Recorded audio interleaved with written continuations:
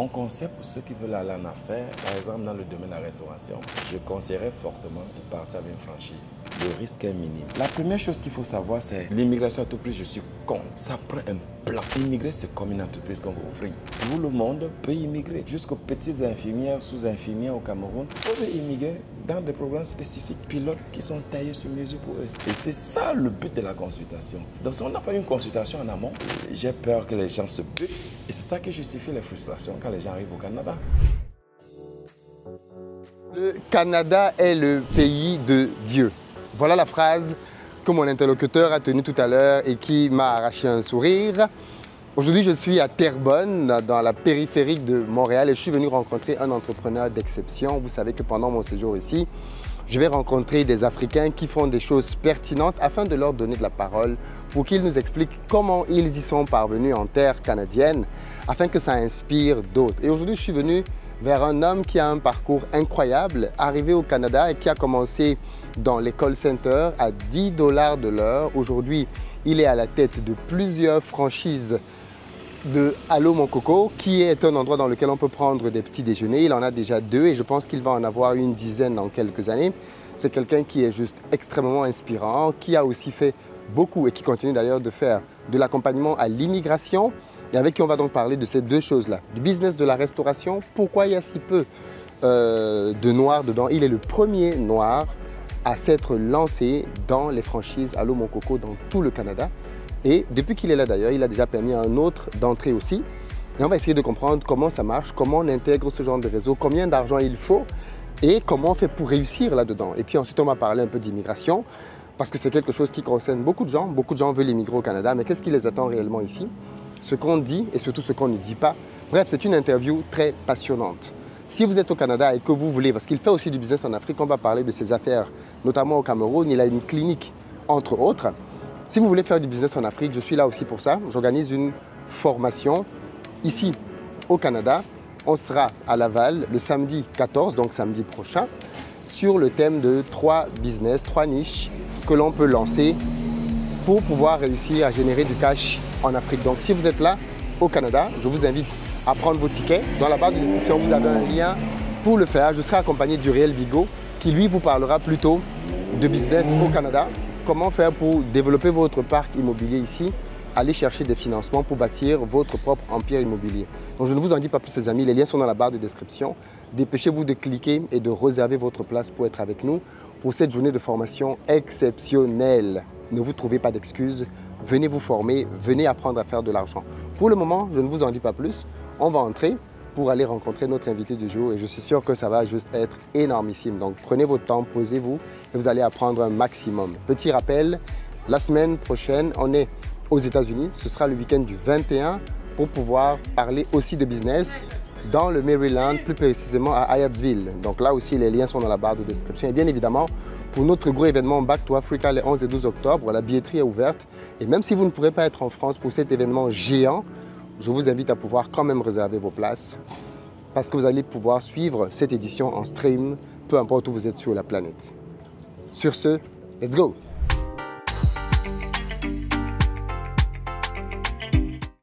Bonjour Philippe. Comment tu vas? Ça va bien. Super. Merci beaucoup de nous recevoir dans tes locaux. Est-ce que tu peux juste commencer par te présenter pour ceux et celles qui ne te connaissent pas? Bon, mais je suis Sylvain Charles Diemont. Je suis à Montréal depuis 20 ans. Je fais dans l'immigration, je fais dans la restauration, je fais dans beaucoup de choses. Justement, on est là pour parler de ça. Je suis du Cameroun, en passant. Tu es du Cameroun et ça fait 20 ans que tu es au Canada. De ce que je comprends, tu fais beaucoup de choses au Canada. Immigration, restauration, tu as plusieurs fast-food, c'est ça? Exactement. OK. Comment s'appelle la chaîne dans laquelle tu travailles? Allô Mon Coco. Allô Mon Coco. J'ai compris que c'était une chaîne de petit déjeuner, c'est ça? Exactement. En fait, vous appelez ça différemment ici. Vous appelez ça comment ici au Canada? Chaîne de petit déjeuner, exactement. Le OK, mot est à sa petit place. déjeuner. D'accord, très bien. Et tu en as combien maintenant? Nous sommes à 2. OK. Celui-ci, Oui. nous sommes à Terrebonne. Ici, on est à Terrebonne. Allô Mon Coco, Terrebonne. OK, Chaque quartier ou arrondissement a un restaurant Allô Mon Coco. d'accord. On a un deuxième Allô Mon Coco Anjou, dans les galeries d'Anjou. Ici, c'est dans les galeries de Terrebonne. D'accord. Il y a 2, 3 autres à venir. Un à Trois-Rivières qui bientôt va ouvrir. OK. Et un autre pas loin de galerie d'Anjou à Pointe-aux-Trembles. D'accord. On travaille fort pour développer au maximum. La question que je vais te poser très rapidement et que beaucoup de gens doivent se demander, mais lui prend l'argent où? Ce sont des franchises, c'est ça, non? Oui. Donc, c'est un système de franchise. Oui. Donc, ça veut dire qu'il y a pas de porte pour... Enfin, Bien évidemment, dans la franchise Allô Mon Coco, c'est très important de noter qu'il faut toujours un capital de départ. c'est ça. Et ce qu'on appelle la mise de fonds, c'est généralement évalué à hauteur de 20%. Donc, si vous voulez investir dans l'Allô Mon Coco, il faudra planifier à peu près 20% D'apport personnel. Apport personnel. C'est vrai que les gens me demandaient 20% de combien? Bien sûr. Ça, c'est sûr. Alors, 20% d'impliqué variable. Oui, en Si fonction vous allez, de... si vous voulez faire l'acquisition d'un Allô Moco flambant neuf, on parle des investissements autour de 1,3 million. OK. Donc 20%, c'est 250 000. Mais voilà, vous êtes brillant que moi en mathématiques. Oui. Donc c'est ça, autour de ça. OK. D'accord. Avec ces 20%. Mais pourquoi flambant neuf? C'est quoi la différence? Neuf, il y a des flambants neufs et des reprises? Oui, ça veut dire que comme si vous voyez cet espace-ci, oui. Alors, peut-être cet espace initialement était pour un magasin X. Oui. Et la franchise vient faire l'analyse des lieux. Oui. Réalise que ça a un potentiel énorme en termes de restaurant. Qu'est-ce qu'il va faire? Il va donc acheter l'espace, refaire, rénover. C'est ça qu'on appelle flambant neuf. D'accord. Donc en fait, tu es le premier. Le premier Allô Mon Coco qui ouvre dans le coin. Ah, parce que si je comprends bien le principe de la franchise, c'est intéressant ça. Oui. En fait, c'est Allô Mon Coco même qui achète l'espace, qui l'aménage, un peu comme McDonald's. Pareil, copier-coller. Okay. C'est le même modèle d'affaires. Ils achètent l'espace, ils aménagent et vous revendent le produit. D'accord. Mais c'est qu'ils ont déjà une réputation. C'est ça la différence, une franchise et un no-name. Oui. Quand vous ouvrez, vous mettez Allô Mon Coco dehors, les gens viennent tout seuls. Ils savent déjà la qualité de bouffe qu'il y a à l'intérieur, ils savent le type de produit, ainsi de suite. Oui. Donc vous n'avez plus d'efforts à faire. Ils vous forment au travail, non? On vous forme. À la gestion. À la gestion, il y a la gestion opérationnelle, il y a la gestion administrative, il y a la gestion financière. Vous avez une formation complète. Donc c'est très très important de... Moi je dis, mon conseil pour ceux qui veulent aller en affaires, par exemple dans le domaine de la restauration, je conseillerais fortement de partir avec une franchise. Le risque est minime. Quand vous partez avec un non-name, il y a un effort de fou, de malade pour amener les gens, déloger les gens à venir manger chez vous. C'est vrai. Alors que pour une franchise, la clientèle est établie. Déjà, la franchise ne se met pas n'importe où. N'importe où. Alors que l'individu lambda peut se dire, bon, c'est pas mal, je vais me mettre ici. Exactement. Eux, ils ont des outils d'analyse, ils ne se mettent pas n'importe où. Tout à fait. Qu'il y a un Tout à fait. Ils ont toute une équipe de marketing qui vous supporte pendant, avant et pendant vos opérations. Ouais. C'est ça qui est important. Ouais. En fait, ils s'assurent que tu réussis, en fait. Exactement, parce que c'est du 50-50. Si vous réussissez, la franchise est réussie. Parce qu'il y a ce qu'on appelle la loyauté qui perçoit de votre chiffre d'affaires tous les mois. Alors, plus le chiffre d'affaires est élevé, plus ils gagnent. Bien sûr. Donc, ils ont tout intérêt à vous supporter. Tout à fait. Et eux, ils sont en charge de la communication de manière globale. Et tous les franchisés en bénéficient. Exactement. OK, d'accord. Donc là, tu es déjà à ton 2 qui sont opérationnels, un 3e qui va bientôt ouvrir. À Trois-Rivières. Et tu es déjà sur une opération de 5. Donc tu as déjà pensé 2 autres après. Le projet va s'étendre sur 10 restaurants. 10 restaurants. Dans 2 ans. Dans 2 ans. Tu veux racheter tout Allô Mon Coco? Félicitations en tout cas. Du coup, j'ai envie de te poser une question. Oui. Qu'est-ce qui te pousse à aller vers le secteur de la restauration? Est-ce que tu as travaillé là-dedans auparavant? Comment tu te... C'est là où je vais vous surprendre. Oui. J'ai un background en administration des affaires. OK. Donc, j'ai fait des études, j'ai un MBA en administration des affaires. Et dans le cours de stratégie d'affaires, on parle de la diversification. Il faut diversifier. Donc, je suis dans l'immigration, qui est ma première ligne d'affaires. Et donc, j'ai pensé à une deuxième ligne d'affaires pour diversifier. Et j'ai fait une analyse dans ce secteur qu'on appelle un vertical en affaires. Dans ce vertical, j'ai compris c'est un vertical qui répond exactement à mes besoins. Je voulais un vertical que je peux être un investisseur passif et non actif. Un investisseur passif, ce n'est pas moi qui vais être dans les cuisines. J'investis de l'argent, j'ai une équipe savamment sélectionnée qui va se charger d'opérer. Et dans toutes les autres affaires, modèles, ceci répondait plus à mes attentes. C'est pour ça que j'ai fait le choix de la restauration. Et je peux vous dire, ça fait 2 ans, ça roule. Si vous me demandez comment on fait des omelettes, je vais vous dire, je ne sais pas. Mais le management, oui, je gère les effectifs, je gère la flotte des cuisiniers, je gère l'optimisation des coûts au niveau des opérations. Il y a le food cost, il y a le labor cost. Labor cost, c'est le coût salarial. Oui. Il faut jouer, c'est là où je joue sur tous ces leviers-là pour optimiser, pour aller dégager les économies d'échelle, pour que les restaurants soient rentables. Ça, c'est la portion où j'interviens bien. Mais également, c'est madame qui fait la gestion administrative d'étudier. Vous faites des affaires ensemble. Bah, Okay. Voilà, c'est ça. D'accord. On a compris comment tu arrives donc dans la restauration. Mais avant la restauration, ton premier métier ou celui qui t'a fait connaître, parce que j'ai compris que tu es un peu une star, tu es connu, c'est l'immigration. Oui. C'est ça? Oui. Donc tu es comment on appelle ça, un consultant en immigration. Oui. J'imagine que tu es agréé. Agréé. Parce qu'il y a beaucoup de charlatans dans ce domaine-là. Ah oui. Et comme j'étais là, je vais profiter pour te poser 2-3 questions. Est-ce que c'est correct de dire que tu as fait fortune dans l'immigration? Ou du moins que tu as gagné de l'argent avec ça? Oui, ça a été un élément de base. OK. C'est une évidence parce que je suis parmi les consultants. C'est vrai, avant 2016, quand j'arrive dans l'immigration, il y avait quelque peu de consultants, quelque peu. Je suis celui-là qui est venu réveiller les consciences, réveiller les esprits.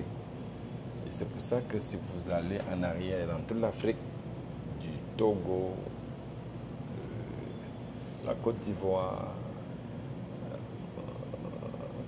en Afrique du Sud, en RCA, en Guinée, Conakry, il y a eu des conférences, des moyens de participation, 700 à 800 personnes. Mon position dans l'immigration, c'était d'édifier les gens sur la chose de l'immigration. Prise de conscience, l'éducation à l'immigration. C'est ça mon positionnement. Et croyez-moi, les gens ont compris que c'était un discours vrai. Et c'est pour ça que je vais vous dire, depuis 2016, en moyenne, 2000 personnes voyagent au Canada à travers ma structure. 2000 personnes? En moyenne, c'est une moyenne. Par an? Oui. Wow. C'est énorme. Oui. J'ai abordé l'immigration avec une vision plus grande. Comparément à d'autres, par exemple, qui se contentaient juste de j'ai mon petit bureau et je reçois les clients, je les accompagne. Mon positionnement, c'était les consultations. Je mets beaucoup l'emphase sur les consultations parce qu'on dit souvent que les gens échouent par manque de connaissances. Et donc, je me suis dit, si les gens sont au courant des faits saillants, des éléments importants qu'il faut prendre en compte pour initier un projet d'immigration, c'est plus important pour moi. J'aime mieux embarquer avec des gens qui ont pris connaissance et qui sont au courant de la chose. Ça va être mieux. Et qu'est-ce qu'il faut savoir, globalement? La première chose qu'il faut savoir, c'est j'aime pas l'immigration à tout prix. OK. L'immigration à tout prix, je suis contre. OK. Ça prend un plan. Immigrer, c'est comme une entreprise qu'on va ouvrir. Ça prend un plan, une analyse d'affaires. Je vais appeler analyse d'affaires, mais les gens vont mal percevoir. Mais ça prend au départ de se poser des vraies questions. Pourquoi ils voudraient immigrer? Les gens n'immigrent pas pour les mêmes raisons. D'autres pour des raisons pécuniaires, d'autres pour des raisons de sécurité, d'autres pour des raisons de santé, d'autres pour des raisons de perspective, l'avenir des enfants. Donc, toutes ces raisons-là justifient la raison pour laquelle les gens devaient prendre la décision de dire je vais immigrer. La deuxième étape, ce serait où je vais immigrer. C'est-à-dire le choix du pays. Alors donc, les consultations qu'on donne, c'est pour faire une analyse de la situation du candidat avant de lui recommander le pays. Et par la suite, dans le pays, maintenant, il y a une panoplie de programmes. Il y en a au moins 55 programmes. Au fédéral, il y en a 6-7 programmes. Mais dans toutes les provinces, il y a encore des programmes provinciaux. Donc, il faut regarder où est-ce que le candidat est mieux qualifié. On fait donc un matière, on lui dit, bon, au regard de ta situation, en plan A, voici le meilleur programme. En plan B, voici. En plan C, voici. Il revient au candidat maintenant de prendre la meilleure décision. Et c'est ça qui est important. Et les décisions-là sont prises en fonction généralement de son âge. Les recommandations sont prises en fonction de son âge, la taille de la famille, le niveau d'éducation et le nombre d'années d'expérience. Que vous soyez en affaires, que vous soyez employé, la beauté du Canada, c'est qu'il y a toujours une orientation pour vous. C'est ça qui est bon. Donc tout le monde, vous allez me poser la question, est-ce que tout le monde peut immigrer? La réponse c'est oui. Tout le monde peut immigrer. Jusqu'aux petites infirmières, sous-infirmières au Cameroun peuvent immigrer dans des programmes spécifiques, pilotes qui sont taillés sur mesure pour eux. Et c'est ça le but de la consultation. Donc si on n'a pas une consultation en amont, j'ai peur que les gens se butent. Et c'est ça qui justifie les frustrations quand les gens arrivent au Canada. Beaucoup arrivent et disent non, non, c'est pas ça que je croyais. Mais non, parce qu'à là-bas, il n'y a pas eu cette analyse qui a été faite pour fixer les attentes. Ça, c'est très capital. Parce que les gens se sont fixés des attentes et ils arrivent, ces attentes-là ne sont pas rencontrées. De vous à moi, Des déceptions. Déception totale. Oui, parce que maintenant que je commence à venir un peu souvent au Canada, je découvre qu'il y a quand même un côté un peu sombre de l'immigration dont on ne parle pas beaucoup. Les gens qui arrivent ici et qui déchantent complètement. Des gens qui arrivent ici et pour qui le Canada, ce n'est pas l'Eldorado qu'ils avaient imaginé. Des gens qui arrivent ici et qui ont du mal à joindre les deux bouts. On n'en parle pas assez, sans compter les couples qui arrivent ici et qui explosent complètement en plein vol. Donc, comme tu es un consultant d'immigration, on va peut-être en parler un tout petit peu avec toi. Mais est-ce que c'est cette méthode de travail qui justifie que tu sois plus cher que tes concurrents? Parce que tu as aussi cette réputation d'être cher. cher. Ça, c'est sûr. Je ne vends pas le prix, je vends la valeur, je vends le service et je vends la compétence. Si les gens veulent investir 2 fois, 3 fois, merci, bonsoir, allez-y. Si vous voulez investir 1 fois, parfait, ma porte est ouverte. C'est juste ça. Parce que, je vous donne un exemple dans l'accompagnement des procédures de demande d'asile. Quand vous arrivez chez moi, après votre consultation, quand vous faites votre premier versement, je vais analyser votre profil, je vais compléter tous les formulaires, remplir tout ce qu'il faut, soumettre votre demande d'asile. Après ceci, je vais prendre le temps de vous rencontrer 2 fois minimum par mois pour faire une réanalyse. Est-ce qu'il y a des ajustements à faire par rapport à la demande qui a été soumise initialement? S'il y en a, quoi faire? On règle tout ceci. Par la suite, il y a une autre rencontre de développement des preuves. Qui dit présentation de demande d'asile dit présentation des preuves. Parce que vous avez le fardeau de la preuve. Le fardeau de la preuve incombe au demandeur. Et toutes ces rencontres-là, une fois qu'on a la date d'audience, je vais vous préparer pendant minimum 20 heures. Les autres avocats vont vous rencontrer quand on a soumis la demande. On vous rencontre à la fin. En 2 heures, on dit allons à l'audience. Qu'est-ce que vous pouvez aller à l'audience dire avec 2 heures de préparation?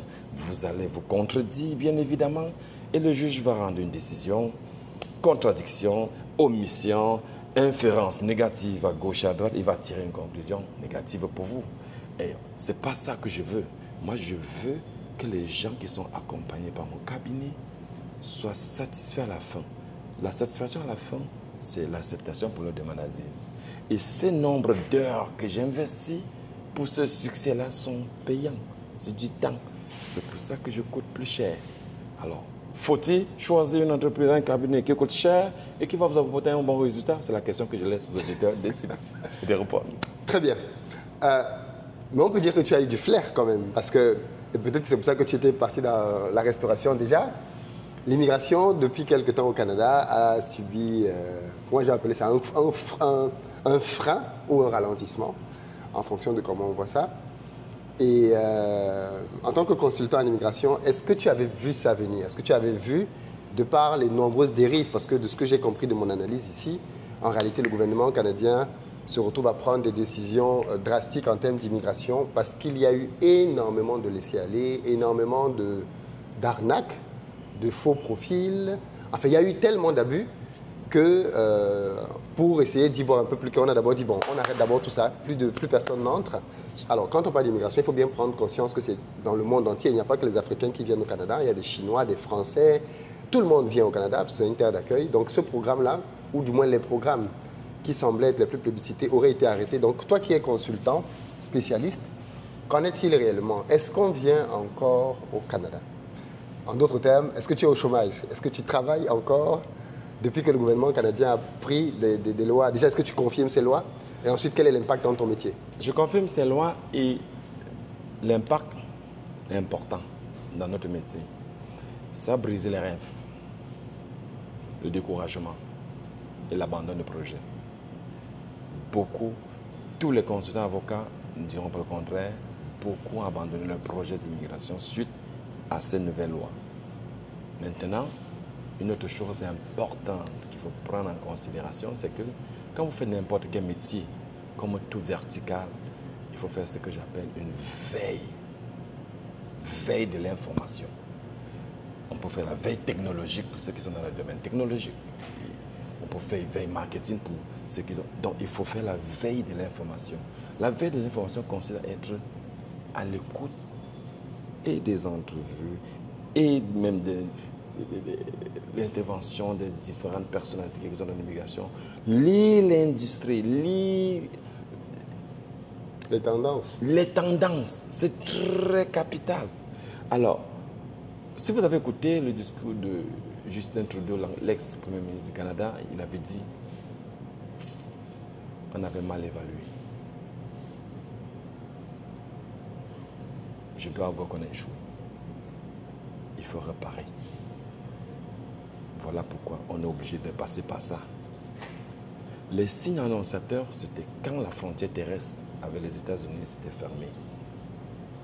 Cette frontière-là, c'était une entrée massive. Comment on appelait ça déjà, ce truc-là? Chemin Roxham. Oui, oui. C'était une entrée, il y avait une entrée massive. Toute l'Amérique du Sud transitait par là. États-Unis et venaient à la frontière pour rentrer au Canada. Et donc, quand les deux pays se sont accordés pour fermer cette frontière, c'était déjà le début de... Oui, c'était le premier problème. Et le Canada, pour riposter, parce que je vais vous dire, ces demandeurs d'asile, quand ils rentraient au Canada, on leur donnait un permis de travail. Ils venaient combler tous les problèmes, tout ce que j'appelle les emplois bleus. Et puis, l'économie roulait. Les entreprises qui sont dans les manufacturiers, et ainsi de suite. C'est ça qui permet à l'économie du Canada de rouler. Alors, quand on a fermé ça, waouh! Et on se dit, bon, qu'est-ce qu'on fait? J'ai dit aux gens, vous allez voir, j'ai donné des prédictions, chaque fois les gens revenaient me dire, ah, tu es visionnaire. J'ai dit, vous allez voir, le Canada va ajuster le nombre de visas visiteurs. Et c'est ce qui s'est passé. En 2023, l'action est arrivée en mars, et en fin mars, avril, mai, il y a eu une explosion des demandes d'asile, demandes de visiteurs. Et tous ces demandes de visiteurs sont arrivés à la frontière. Quand vous posez 2-3 questions de contrôle que vous n'êtes pas capable de répondre, l'agent d'immigration vous disait « Demande l'asile, sinon je te fais rentrer. » Demande l'asile, sinon je te fais rentrer. Techniquement, l'agent ne devrait pas te dire « Demande l'asile ». C'est toi qui devais dire « Ok, suite à votre contrôle, écoutez, je ne peux pas rentrer parce que ma vie est menacée dans mon pays. » Et on dit « Ok, dans ce cas, demande l'asile. » Mais c'était plutôt par moment l'inverse qu'on voyait. Et donc, du coup, l'intention là, j'ai compris ça. C'était juste pour combler ce besoin-là qui est en arrière-plan. Ça, c'était la première stratégie pour combler Mais la deuxième stratégie, ils se sont dit, il faut qu'on explose aussi avec les travailleurs temporaires. Et donc, ouvert de manière massive des approbations de demandes de permis de travail fermés. Et il y a eu... C'était l'explosion. Et donc, face à cette explosion qui a amené d'autres problèmes, des problèmes de faux contrats, des faux permis, le Canada a perdu le contrôle. Quel est l'impact sur le plan de l'économie de ces entrées massives? 1. Les logements ont explosé. 2. La masse budgétaire pour l'aide sociale a explosé. Parce que je vais vous dire, quand les gens viennent demander l'asile, les premiers débuts, ils ont besoin de l'aide sociale pour pouvoir. Parce que le Canada, la devise, c'est on ne veut pas voir des clochards dans la rue. Donc, on vous apporte un soutien financier. Donc, le gouvernement du Québec et du Canada a dû aller gruger parce que le fédéral subventionne le Québec pour subvenir à ces besoins-là. Donc, ça a explosé. Deuxième problème. Troisième autre problème, c'est au niveau, si vous allez au niveau là, on a parlé de logement, je vous ai parlé de l'aide sociale qui était également un deuxième problème. Il y a aussi le problème de l'emploi. Alors, les résidents canadiens n'étaient plus capables d'avoir un emploi et ça a été le début du chômage. Le chômage a commencé. Un chômage qui était jusqu'ici indexé à 4, 5, 6%. Ça, c'est le plein emploi, ça. Oh oui, ça commence à monter. Ouais. Et donc, c'est pour ça qu'il y a un réveil de conscience. On dit, on est mal pris. La première chose, on ferme le robinet, on stabilise, on contrôle, on s'assure qu'on a la même mise pour ce qui est là, avant de voir ce qu'il y a lieu de faire. Et quand je vois ça, je dis, oh, chaque affaire est un cycle. Il y a un cycle en affaires. Je dis, ça c'est une descente qu'il faut rapidement penser, un plan. Et c'est pour ça que je fais un glissement parallèle rapidement dans la restauration. C'est pour ça que les gens me disaient, hey, Sylvain, tu es... Donc c'est ça un peu. D'accord, d'accord. Je veux quand même parler encore un peu d'immigration parce que les Africains, les Africains veulent voyager. Oui.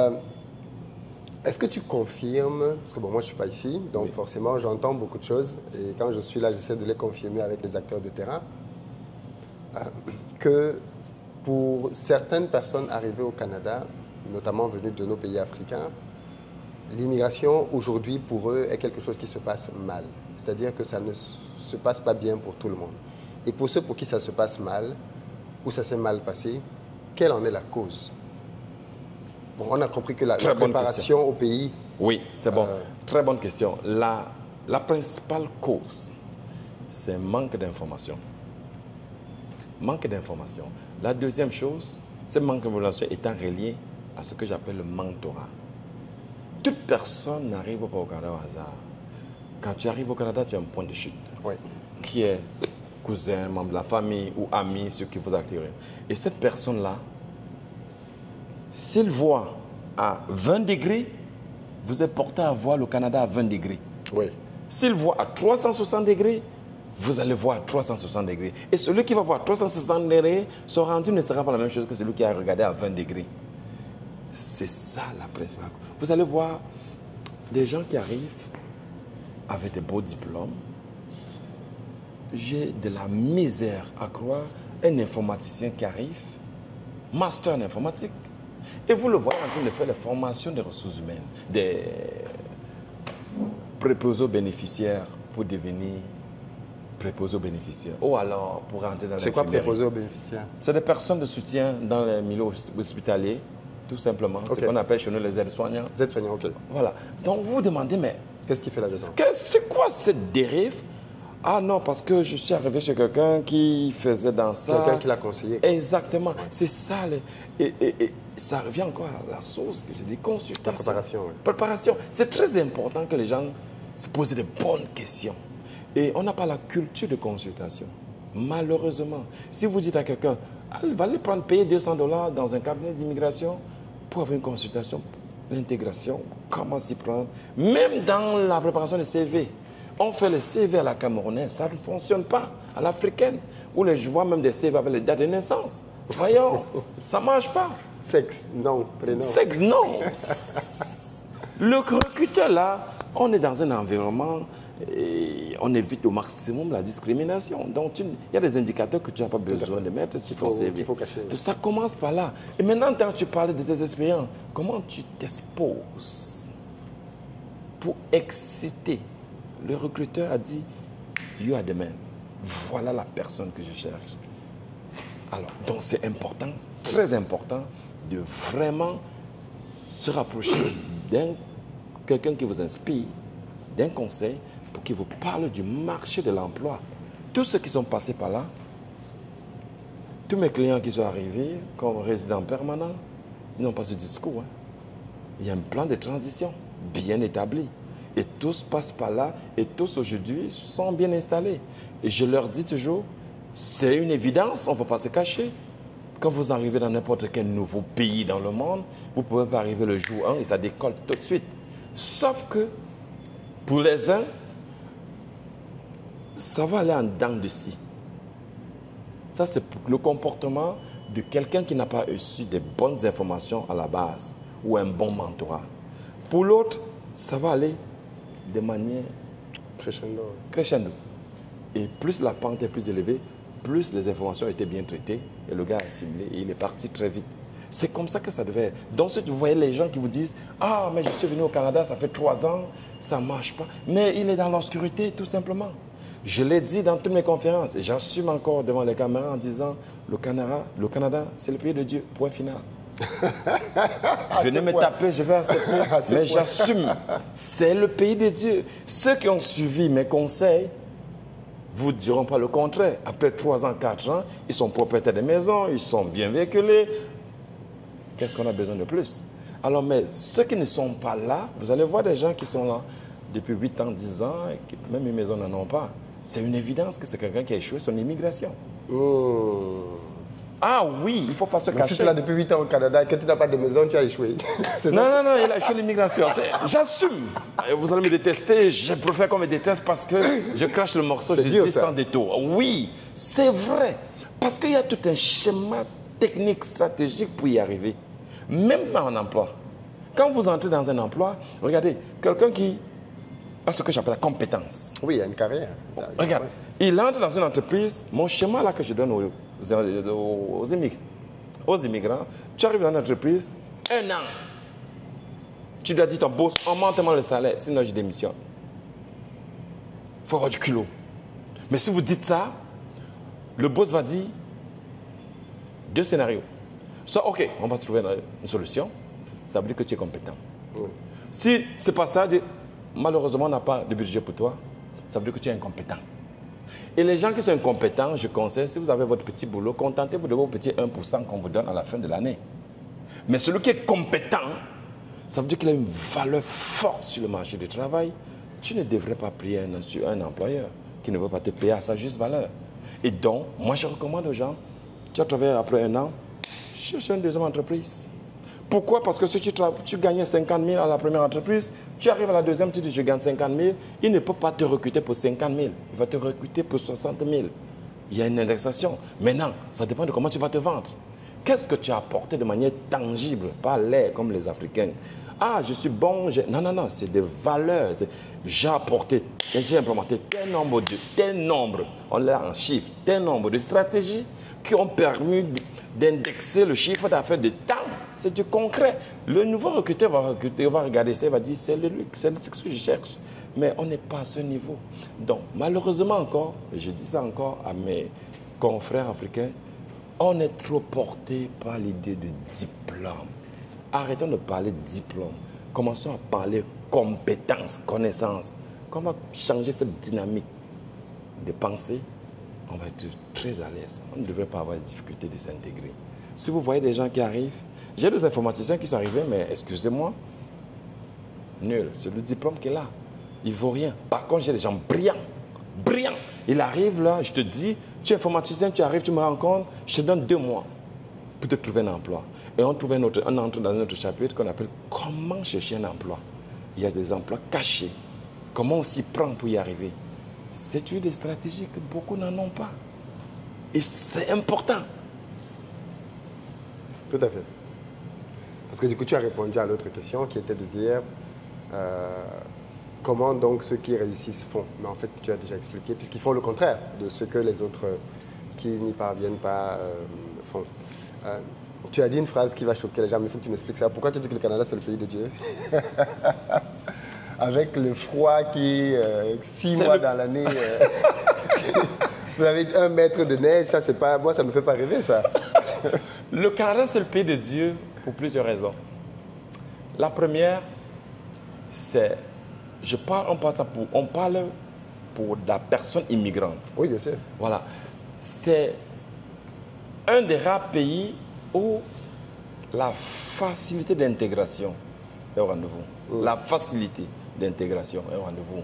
Et deuxième chose, c'est le pays de Dieu. Pourquoi? Parce que quand vous arrivez au Canada, votre limite, c'est vous qui établissez votre propre limite. Vous comprenez ce que ça veut dire? Bien sûr. Ça veut dire que si vous êtes un bosseur, il n'y a pas de limite. Très loin. Oui. Vous ne pouvez pas limiter à cause de la peau. Non. Non, pas du racisme, racisme systémique. Oh, non. J'ai entendu ça. Non. C'est les gens incompétents qui se cachent un peu aussi. Je vais dire ça, les gens vont encore me détester. Je vous dis... Il n'y a pas de racisme au Canada. Enfin, systémique. De manière systémique, je ne dirais pas. OK. Mais ça peut être là. Vous êtes au Cameroun, OK? Un Québécois arrive au Cameroun, il postule pour un poste de directeur commercial et vous passez en entrevue et vous avez votre cousin qui a la même compétence. Je suis certain que vous allez porter le poste à votre cousin parce qu'il a la compétence égale. C'est ça qu'on va appeler une saveur de racisme dilué. C'est préférable appeler ça comme ça. Mais là où je vais appeler un racisme très prononcé, si on prend un incompétent et on laisse incompétent, ça je dis non. Au Canada, ça c'est pas au Canada. Ça c'est pas au Canada. Si vous êtes compétent, mais vous allez voir des Camerounais à des postes très élevés, des Africains. Renseignez-vous. Il ne faut pas que les gens qui n'ont pas... Je choque beaucoup dans mes propos et je sais, je l'assume parce que l'Africain n'aime pas assumer, je l'assume. Je choque beaucoup les gens parce que je suis celui-là qui prend le discours de la compétence. Si vous n'êtes pas compétent, vous ne pouvez pas réussir. Que ce soit en carrière, dans n'importe quoi. Donc, oui, mais je parle plus peut-être d'un racisme dilué. Parce que chaque entreprise veut recruter. Qu'est-ce que tu dirais une entreprise qui a recruté un fainéant? Est-ce que tu as pensé au devenir de cette entreprise? Oui, elle est foutue. Oui, il va causer des dégâts énormes pour l'entreprise. Tout à fait.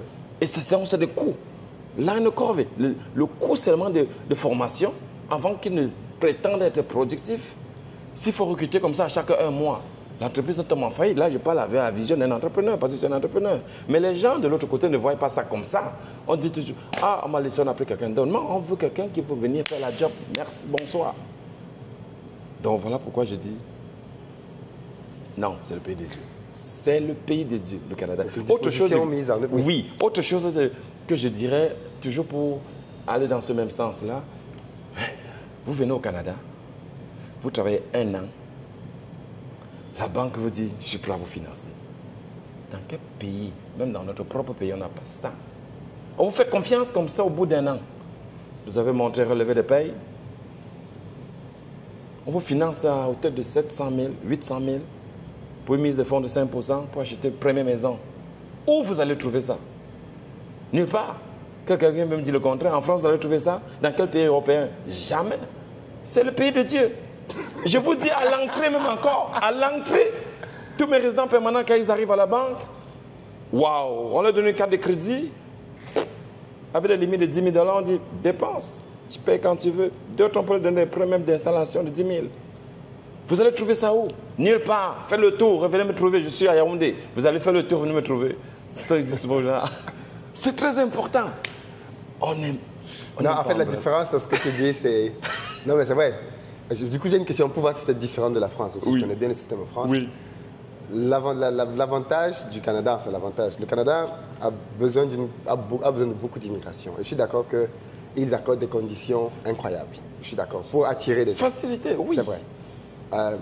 Mais quand quelqu'un vient ici en tant que résident permanent, résident permanent, ça veut dire qu'en réalité, il a les mêmes droits qu'un Canadien, excepté le vote. Oui. C'est ça, n'est-ce pas? Tout à fait. Donc oui, normalement, même en France, quand tu es résident permanent, tu peux avoir accès rapidement à un crédit.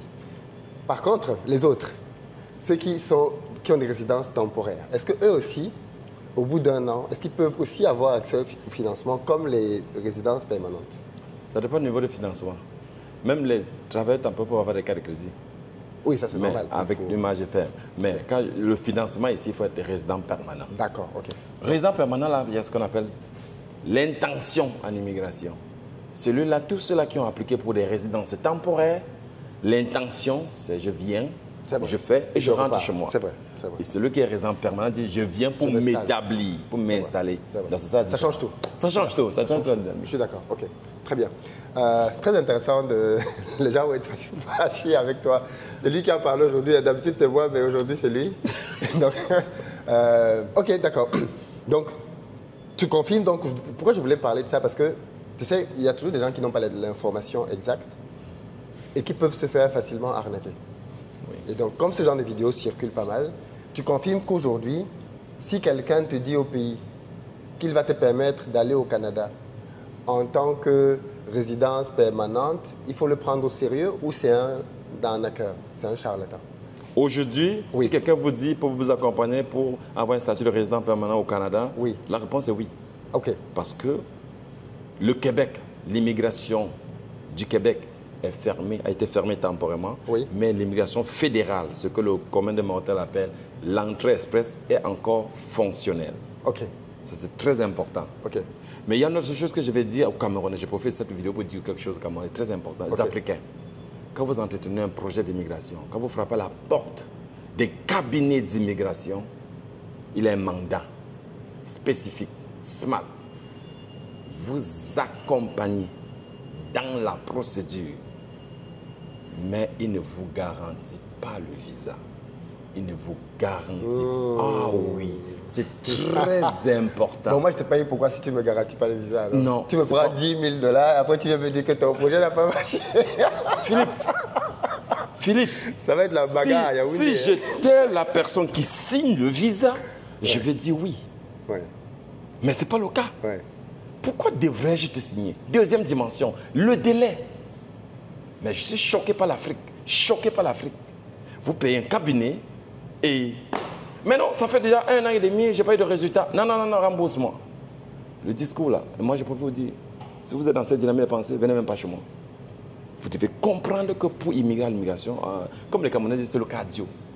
Parce que le temps de traitement là ne dépend pas de moi, ne dépend pas du cabinet, dépend de l'agent d'immigration qui également dépend de la nouvelle ligne directive de l'immigration Québec, l'immigration Canada. Parce que vous allez recevoir des instructions d'étudier les agents. Je communique avec beaucoup des agents et on leur dit non. Aujourd'hui, là, on nous dit prenez votre temps. Tel type de demande, mettez en pause. Le temps que la situation s'établit et puis vous allez. Comment justifierez-vous que l'immigration a mis sur son site délai de traitement 2 mois, 3 mois en moyenne pour un visa visiteur. Et vous soumettez une demande, on a 1 an et demi. Super long. Pourquoi veux-tu que le consultant ou l'avocat porte le chapeau, la responsabilité? Non, il faut que les gens... Mais il faut aussi qu'ils se dédouanent au début en expliquant ça. D'où ma notion de consultation. C'est pour ça que j'ai dit, à la base, là, quand la consultation a échoué, c'est vrai que les gens aussi ont la tête dure. Malgré que vous avez dit ça, j'ai beau écrire sur mes contrats, le délai et le résultat est hors du contrôle du consultant en immigration ou de l'avocat. C'est noir sur blanc, article 8, dans tous mes contrats. Donc c'est pour dire, quand les gens disent « je ne savais pas, on m'a dit », c'est de mauvaise foi. On vous a donné un document écrit. Vous avez pris 2 jours pour le lire. Venez prétendre que vous n'avez pas lu. Est-ce que c'est de l'arnaque pour le cabinet? Non. Ici au Canada, pourquoi ce discours se tient comme ça? Ici au Canada, mais avant même d'arriver au Canada, quand tu payes pour le test de langue, tu échoues. Pourquoi tu ne demandes pas au centre que tu es français de te rembourser? C'est important. Quand vous êtes ici, quand les immigrants sont ici, ils rencontrent un cabinet d'avocats pour n'importe quelle procédure. Tu payes ses honoraires pour t'accompagner. C'est son temps qu'il met pour t'accompagner. C'est ça que tu payes. C'est le prix. Si tu as la compétence pour te débrouiller, aller en ligne et faire la demande toi-même, oui, c'est beau. Je profite pour dire, si vous n'avez pas d'argent pour venir au Canada, s'il vous plaît, allez lire sur Internet, débrouillez-vous.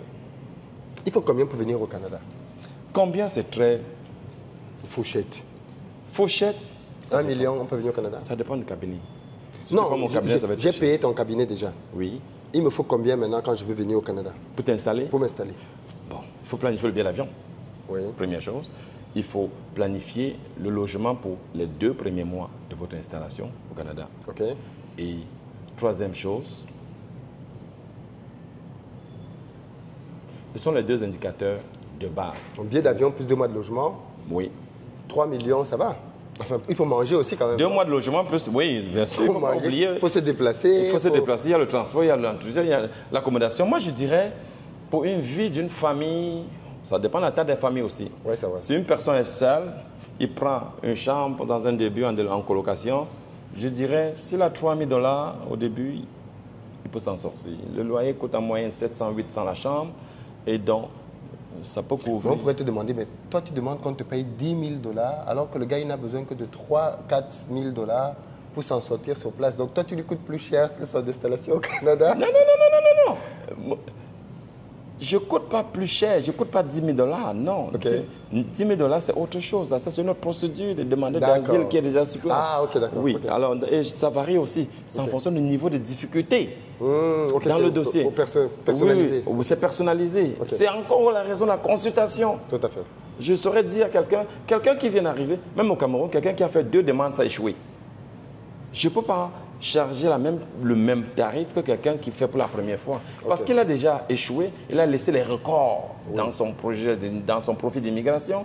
Donc il faut déjà tenter de comprendre d'abord Pourquoi ça n'a pas marché. pourquoi ça va marcher. C'est du temps fou. Il faut faire la demande d'accès à l'information, les traiter avant de revenir sur la situation et lui redonner une nouvelle orientation. Il y a trop de variables en matière d'immigration. Ce n'est pas statique. Ça bouge. Ça bouge. Et les gens doivent comprendre que c'est un projet qui demande vraiment de la patience. C'est tout. Ce n'est pas autre chose. La patience. Et être accompagné par un cabinet qui est agréé, qui a la compétence de vous accompagner de bout en bout. Arrêtons d'aller voir les charlatans au quartier. Comment pouvez-vous prétendre que un étranger va voir un monsieur X dans un quartier qui a lu sur Internet et il prend de l'argent pour les accompagner pour un projet d'immigration? Quelle consultation il va leur donner? Déjà, tous les consultants en immigration ont vécu au Canada. Vous pouvez être consultant en immigration, n'a pas vécu au Canada. Donc, au moins, c'est quelqu'un qui ne te parle d'une expertise qu'il a vécue lui-même d'abord. Ça fait une partie de son consultation. Et avant de vous parler des règlements et autres qui accompagnent la procédure.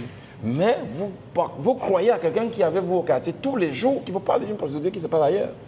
Ce sont des erreurs techniques que les gens font. Et ils payent toujours aussi cash pour ça. C'est pour ça que beaucoup collectent des interdictions de territoire parce que des documents ont été mal montés et l'agent d'immigration n'est pas tendre, surtout ces derniers temps. Il faut faire attention.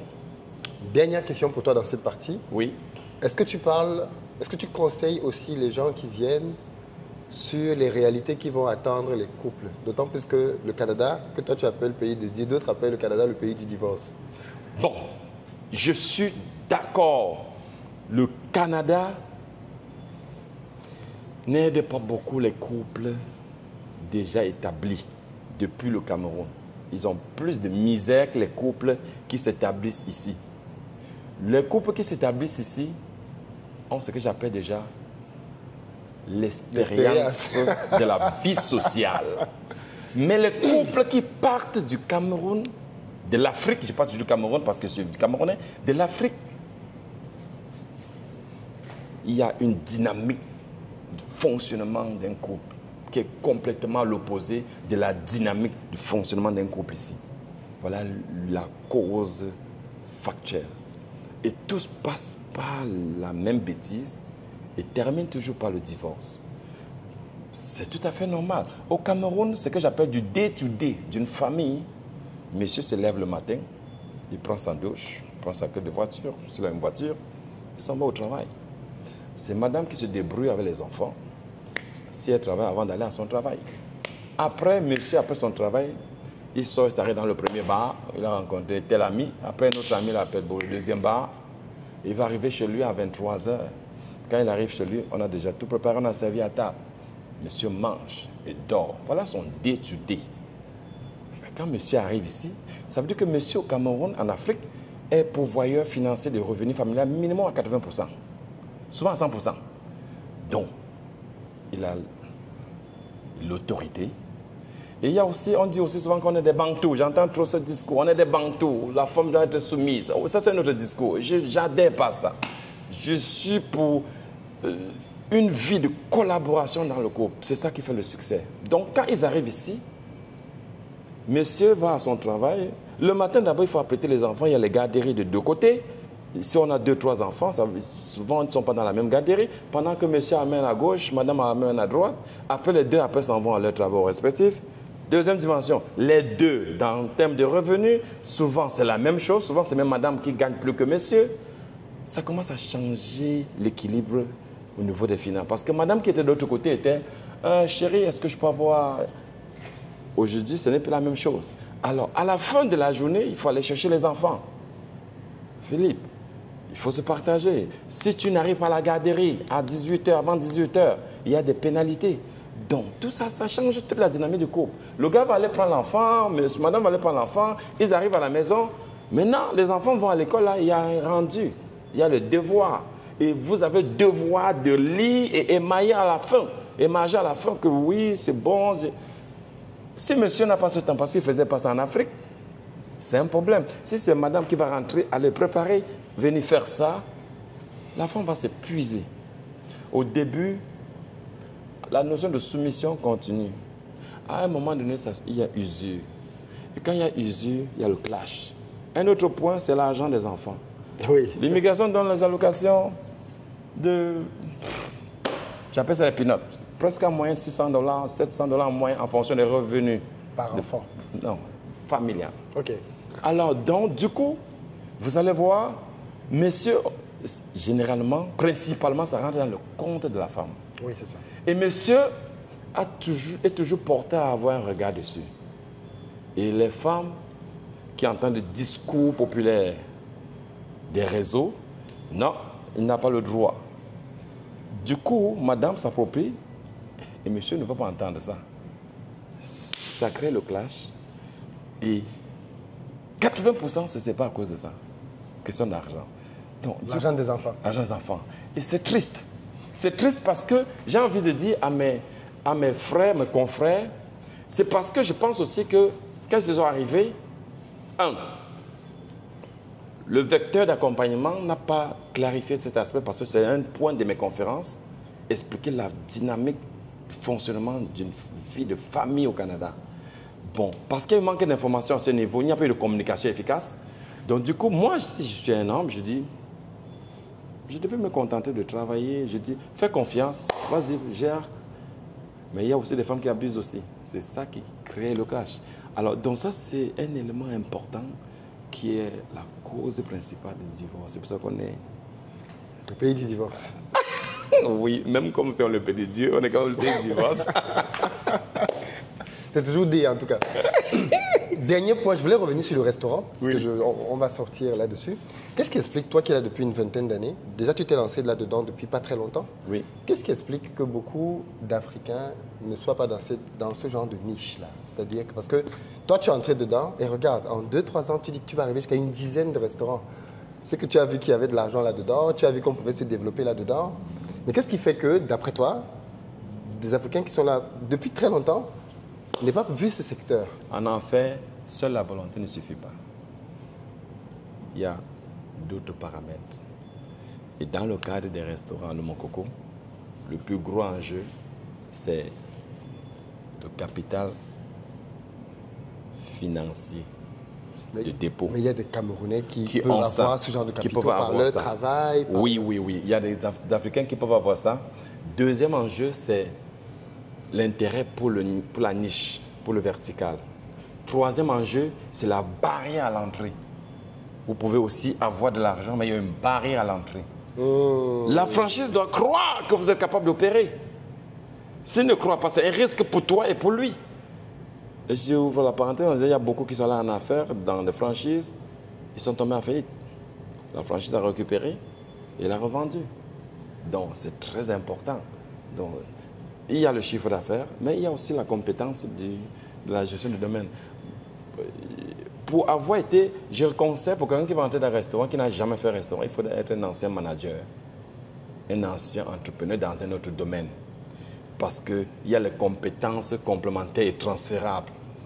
La compétence qu'on a à gérer les fournisseurs, la flotte de fournisseurs, c'est la même chose qu'on retrouve dans le domaine de la restauration. La compétence qu'on a à gérer les ressources humaines, ça revient. Donc du coup, si on n'a pas ces réflexes-là, qu'on arrive dans une franchise, nouvellement, on peut rencontrer des barrières. Et c'est important de prendre ces prérequis.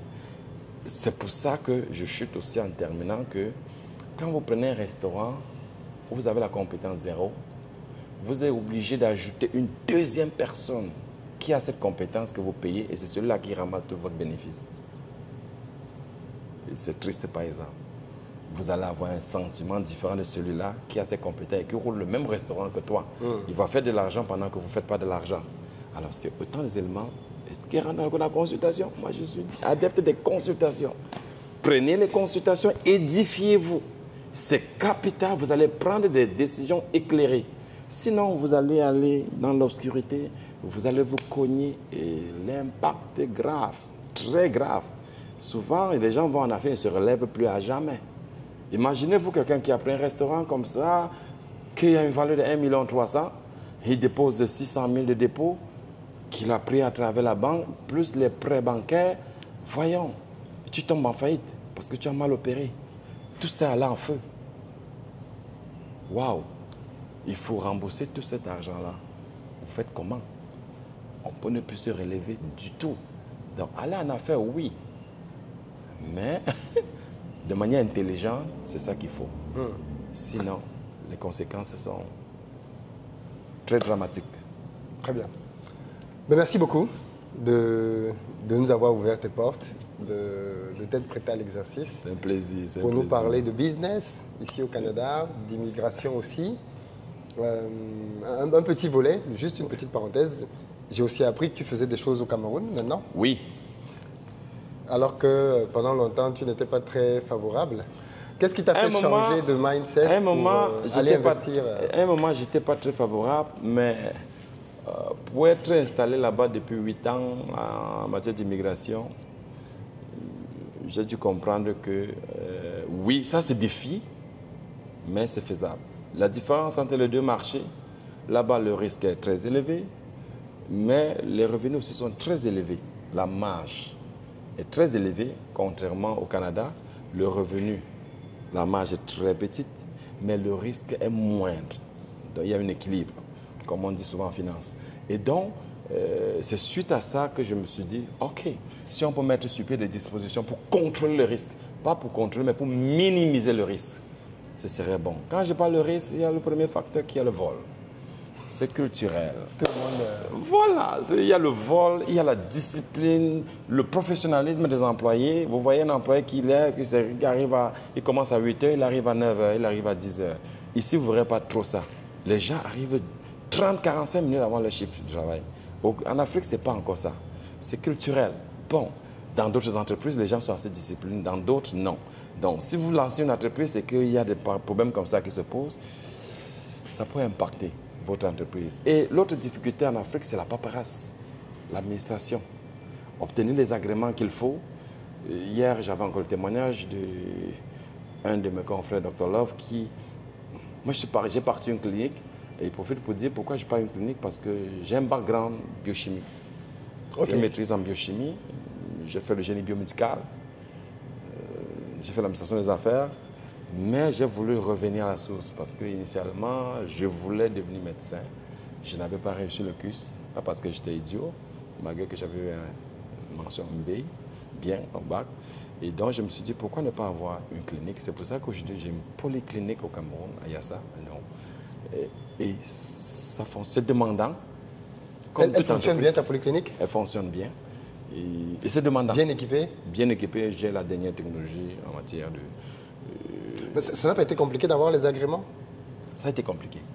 Parce que j'ai des amis en Allemagne et autres qui sont médecins et qui me disent que les agréments... C'est une des difficultés, c'est culturel, c'est une des difficultés que j'ai rencontrées. Finalement, ça s'est débloqué. Bon, je dis Dieu merci. Mais il faut être préparé tout simplement à ça. Pour finir, ça se débloque toujours quand même. Ça ne peut pas rester indéfiniment. Si ça reste indéfiniment, c'est qu'il y a manque d'informations.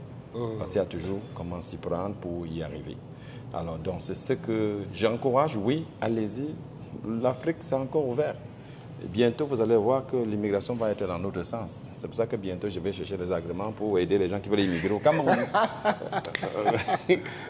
Donc, c'est ça un peu. Très bien. Alors, donc, on veut apporter, à travers la clinique, je vais apporter ma contribution au développement de la santé. Oui. C'est pour ça que la semaine qui arrive, j'invite tout le monde à venir à la clinique. J'ai des spécialistes, 3 spécialistes chevronnés au pair.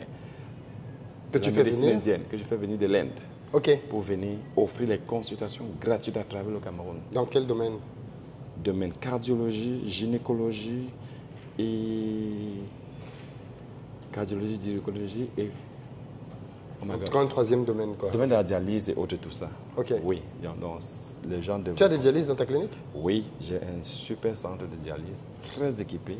Je ne m'y connais pas trop, mais j'ai entendu dire que beaucoup de gens mouraient à cause des problèmes de dialyse au Cameroun. C'est une maladie très fatale, très fatale. Ça a été la première raison pour laquelle on a mis sur pied cette clinique. On voulait apporter une contribution à ce niveau. OK. Je crois que ça aide beaucoup de Camerounais aujourd'hui. Et j'encourage. Très bien. Ta clinique est où, tu as dit? À Yassa? À Yassa, à Douala. Ça s'appelle comment? Polyclinique La Référence. La Référence.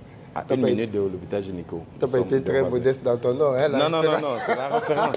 La référence nous met la pression. Le mot référence nous met la pression en termes de qualité. Il y a une norme de qualité que je vais établir partout pour se différencier dans l'environnement concurrentiel. Très bien. Merci beaucoup en tout cas. On te souhaite beaucoup de succès. Merci beaucoup, merci. Et la prochaine fois qu'on viendra, j'espère qu'on verra peut-être d'autres choses, tes autres restaurants, ton autre développement. On va vous faire déguster les plats du jour aussi. Les plats du jour, c'est ça. Allô mon coco choco. Allô mon coco choco. Voilà. Merci beaucoup en tout cas. Les amis, j'espère qu'elle vous a inspiré, son histoire, et qu'elle vous fait réaliser que... je ne t'ai même pas posé la question, mais quand tu arrives au Canada, tu as commencé par quoi? On l'appelle transition. Centre d'appel. C'est vrai? $10 à l'heure. J'avais la joie de vivre, mais j'avais l'espoir dans la tête. J'avais une projection. $10 de leur centre d'appel. Oui. La base. Oui. Commençons par là. Et j'ai appris l'intégration à travers là. J'avais compris la culture canadienne. Parce qu'on veut aller vite. Allons-y crescendo. Alors, n'ayez pas peur si vous avez des diplômes et vous commencez par un petit diplôme. C'est transitoire. Et par la suite, progressivement, vous allez vous intégrer et vous allez pouvoir aller plus loin. Super. Vous avez vraiment entendu, peu importe votre début, ce qui est important, c'est votre mindset, votre projection et votre ambition. Merci beaucoup. En tout cas, ça fait plaisir de voir des Africains qui réussissent au Canada, malgré le froid et la poutine, qui parviennent à faire... Le froid et la poutine. Vous êtes déjà Canadien, là? Ouais, ça veut dire que vous avez écouté mon discours. Le pays de Dieu. Donc, mais ça reste un pays dans lequel il y a beaucoup d'opportunités, où on peut faire des choses. Moi, mon message, c'est de dire, il faut faire de l'argent ici et il faut le réinvestir en Afrique.